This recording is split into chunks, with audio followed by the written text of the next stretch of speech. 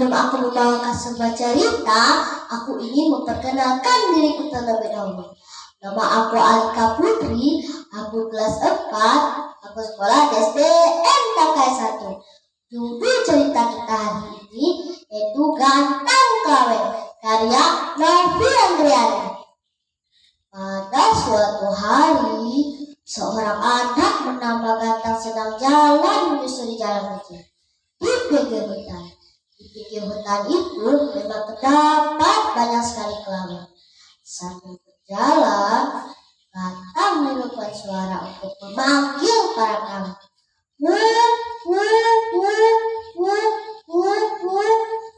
Tidak lama setelah mendengarkan suara itu, tiba-tiba pandangannya tertuju pada seekor klawen yang sedang bertelur di atas dahan pohon.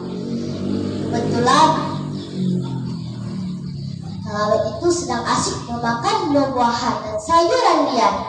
Gantang pun berseru, "Oh Yuen, makanlah buah-buahan dan sayuran di hutan ini yang banyak ya, agar kamu bisa tumbuh sehat," ucap Gantang.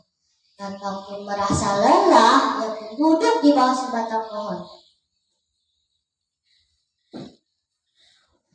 Lelahnya, rasa lelahku begitu terasa. Lebih baik aku duduk dulu di bawah pohon ini, mengistirahatkan badanku di bawah sini. Wah, anginnya terasa sepoi-sepoi,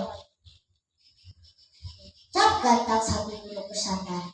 Kalau aku sudah besar nanti, aku ingin sekali ikut menjaga dan merawat hutan ini, agar aku bisa melihat keindahan hutan kita. Saat Gantang sedang asik bergumam, tiba-tiba ia menangkap sebuah suara asing. Nah, suara apa itu tadi? Suara apa ya? Ia pun menjejamkan pendengarannya lagi, dan betul sekali suara itu kembali terdengar. Dulu aku harus mencari kemana ya arah itu bersuara. Gantang pun segera berbalik arah, mencari kesana kemari, melihat ke arah hulu dan hilir. Betapa terkejutnya ia melihat seekor klawen. "Aduh, kasihan sekali kamu, Wen," ucap Gantang cemas.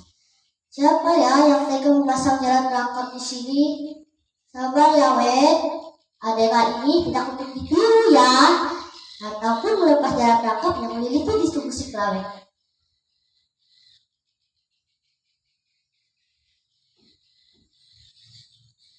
"Kasihan sekali kamu, Wen. Yang sabar ya." Setelah Gantang berhasil melepas jaran perangkap yang melilipi tubuh klawen, Gantang pun melepas si klawen itu agar dia bisa berkeliaran di dalam hutan. Hari semakin sore. "Nah," kata Gantang, "aku harus segera pulang. Nanti ibu dan adikku di rumah bisa marah, karena aku berjanji hanya pergi sebentar tadi." Gantang pun bergegas pulang ke rumah. Sesampainya di rumah, ia langsung mandi dan mengantar pakaiannya dan menyantap makan malamnya. Setelah semua selesai, ia pun tidur terlelap sepanjang malam.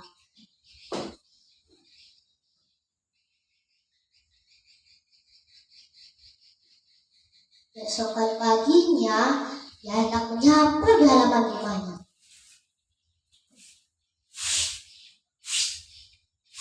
Tiba-tiba ia terkejut mendengar teriakan ibunya. Hus, pergi kamu, pergi jauh-jauh, jangan merusak kebun kami. Hewan dari mana kamu ini?" ucap ibu Gantang. Gantang pun terkejut mendengar omongan ibu. Kenapa ya ibu berteriak seperti itu?" pikir Gantang. Saat Gantang melihat ke arah kebun, betapa terkejutnya ia melihat seekor klawen yang sedang duduk yang sedang marahi. Nyata klawen itu bisa bersuara. Klawen itu mendekat sisi Gantang sedang memegang sapu di halaman rumahnya. Oh. Nyata maksud kedatangan si klawen itu ke sini agar dia tidak dipukul atau diusir. Itulah maksud kedatangannya. Gantang pun berkata kepada ibunya, "Oh ibu, tolong jangan dipukul atau diusir. Lebih baik kita menjaga kelangsungan hidupnya di sini saja, Bu." "Oh ya nak, ibu ikutkan kamu saja," jawab ibu Gantang.